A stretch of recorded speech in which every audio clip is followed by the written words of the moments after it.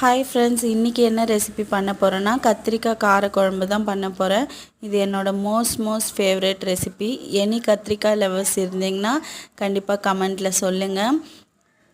First கடாய் heat பண்ணிவிட்டு 2 கத்திரிக்காய் வந்து கட் பண்ணி வச்சுருக்கேன். அதை 3 ஸ்ப்ளிட் பண்ணி வச்சுருக்கேன். இதை எண்ணெயில் போட்டு நல்லா ஃப்ரை பண்ணி எடுத்துக்கலாம். நீங்கள் முழுசாக கூட போட்டுக்கலாம். கொஞ்சம் பெருசாக இருந்ததுனால நான் 2 ஸ்ப்ளிட் பண்ணி போட்டிருக்கேன். அடுத்ததாக அதே எண்ணெயில் கடுகு, சீரகம், வெந்தயம் தாளிச்சிக்கலாம். இது நல்லா பொரிஞ்சதும் வெங்காயம், கருவேப்பிலை சேர்த்துட்டு நல்லா ஃப்ரை பண்ணிக்கலாம். வெங்காயம் வதங்கிறதுக்காக உப்பு கொஞ்சம் சேர்த்துக்கிறேன். அடுத்து தோலோடு நசுக்கி வச்சுருக்க பூண்டு சேர்த்துக்கிறேன்.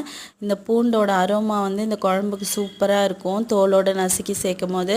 அடுத்ததாக தக்காளி சேர்த்துட்டு நல்லா மேஷ் ஆகிற வரைக்கும் நல்லா வதக்கி விட்டுக்கிறேன். மேஷ் ஆன உடனே சில்லி பவுடர், மஞ்சத்தூள் சேர்த்துக்கிறேன். கொஞ்சமாக தனியாத்தூள் சேர்த்துக்கிறேன். இதுக்கு வந்து குழம்பு மிளகாத்தூள் தான் நல்லாயிருக்கும்.